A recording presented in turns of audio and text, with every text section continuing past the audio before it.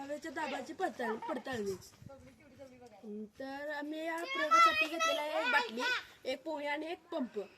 तर मी आता हे करणार आहे की बाटलीचे टोपण आहे त्याला एक बुळूक पाडणार. हे पाडले बुळूक आणि त्यात अशी एक आता त्यात पुंगळी अटॅच केली. नंतर त्यात थोडेसे पाणी टाकले.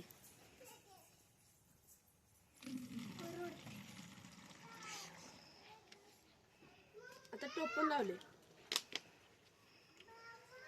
आता काय करायचं की या बाटलीमध्ये आता आपण हवा भरणार.